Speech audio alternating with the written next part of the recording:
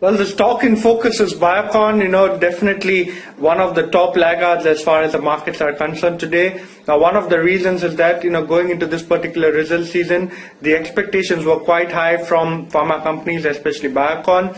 Now, what's actually happened is that compared to the analyst estimates, the results were a miss across most of the operational parameters. Now, the revenues grew 8% on a year-on-year basis, and it's actually been, it's come in at around 1850 crore rupees.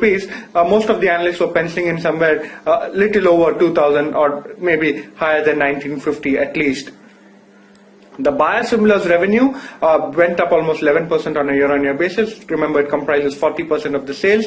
Research services, revenues went up by almost 13%. However, what was disappointing was the degrowth as far as the generic sales is concerned, and it was down 3% again on a year-on-year basis. The gross margin expanded 120 basis points.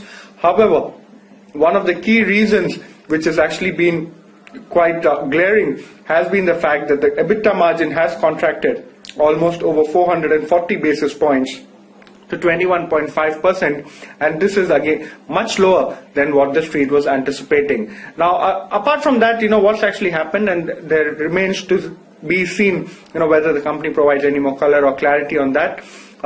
Dr. Christiane Hamacher, who was earlier the MD of Biocon Biologics, has stepped down from that position, and the reason that the company has cited is the fact that there appears to be professional differences with the chairperson on strategic priorities as well as the vision of the company. So she ceases to be the member of the board of directors, and what the company has done is that they have named Dr. Arun Chandavarkar, who was earlier the member of the board of Biocon Biologics, as the new MD of Biocon.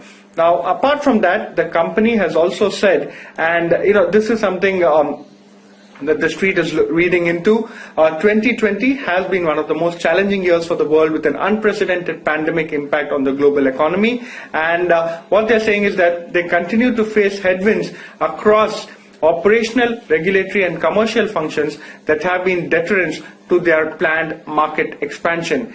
They, however, expect normalization by the next fiscal. Now, this is what Dr. Kiran Mazumdar-Shaw, who's the executive chairperson of Biocon, has said. They are also quite positive as far as the recent investments of almost $225 million in Biocon Biologics. And the other thing, what has actually happened is that given the fact that the company has set very strong targets for itself as far as the biosimilar space is concerned, there are now worries whether the company would be able to meet that particular target as well.